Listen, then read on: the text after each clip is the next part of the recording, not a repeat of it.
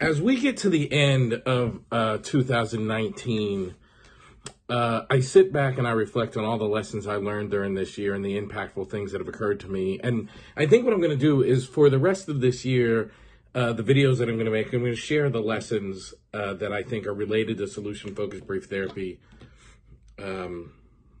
that 2019 has taught me. And the first one is this, what I'm going to refer to as like, you've got to ask.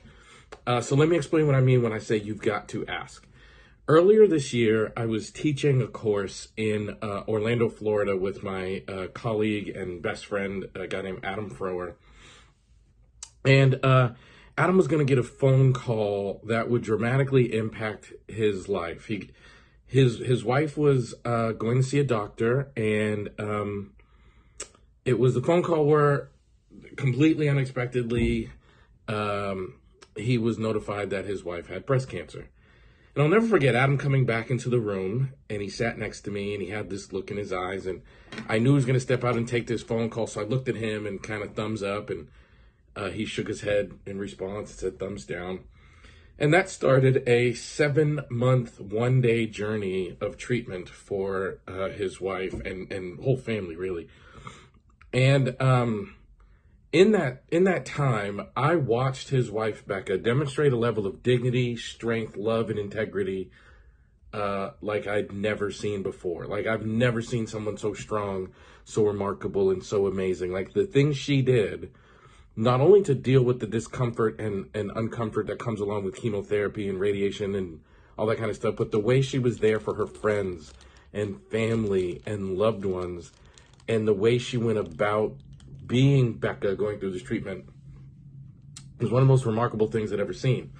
This past weekend, I was with the Frower family for her last treatment and got to watch her ring the bell, which you do when you are officially done with cancer treatment. And it was an amazing thing to watch. And it got me to thinking about the work that we do in solution-focused brief therapy, because Becca is one of the most humble people that I know.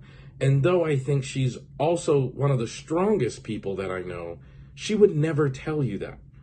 So let's say like 10 years from now, Becca ends up in a therapist's office because she's struggling with anxiety or some problem has popped up in her life or whatever.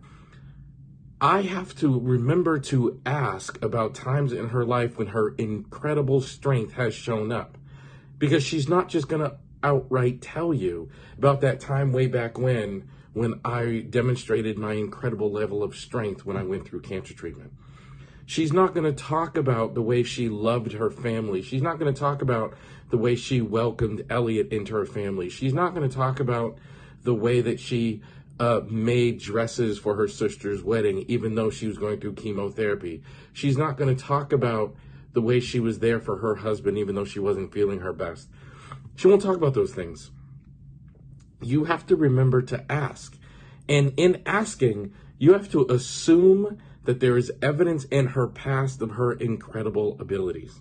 That really is the trick of using solution-focused therapy, is you have to make the assumption that somewhere in your client's past is evidence of how remarkable that person is. Now, I can tell you, I watched her over the course of this 7 months and one day.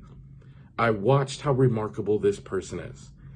And I came away knowing what true strength and integrity and dignity and effort and love looks like. And I will forever be in debt and grateful to Becca for allowing me to see that part of her, because it touched me and it changed me, and it has impacted the way that I want to live my life.